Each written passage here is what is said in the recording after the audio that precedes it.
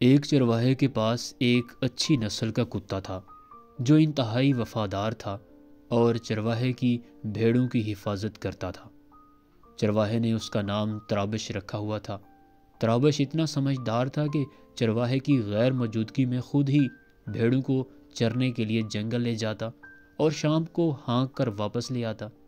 چرواہے نے اس کتے کو بھیڑیے سے بچانے کے لیے اس کے گلے میں لوہے کا ایک خول ڈال رکھا تھا تاکہ بھیڑیا حملہ بھی کرے تو اسے گردن سے نہ دبوچ سکے۔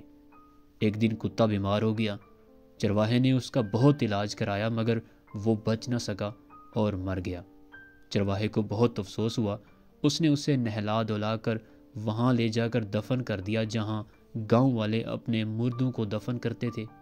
کچھ لوگوں نے قاضی کو شکایت کر دی کہ اس نامعقول چرواہے نے کتے کو وہاں دفن کر دیا ہے جہاں ہمارے آباء و اجداد دفن ہیں۔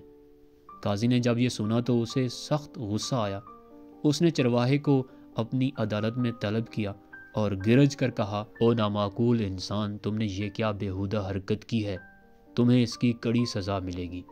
چرواہے نے ہاتھ جوڑ دیے اور کہا، حضور کیا بتاؤں اس ترابش نام کے کتے نے میری کتنی خدمت کی۔ اس نے مجھے جو سکھ دیا اس کے بدلے میں نے 30 بھیڑیں اس کے نام کر دی تھی۔ ترابش نے مرنے سے پہلے مجھے کہا کہ 10 بھیڑیں فروخت کر کے میرے کفن دفن پر لگا دینا اور 10 بیچ کر اس کی رقم غریبوں میں بانٹ دینا۔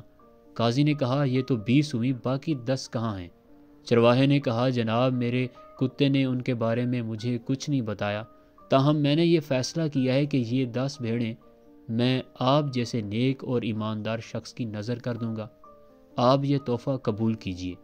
قاضی کا غصہ جھاگ کی طرح بیٹھ گیا اور اس نے کہا کہ کیا نام ہے تمہارے کتے کا؟ چرواہے نے جواب دیا، ترابش۔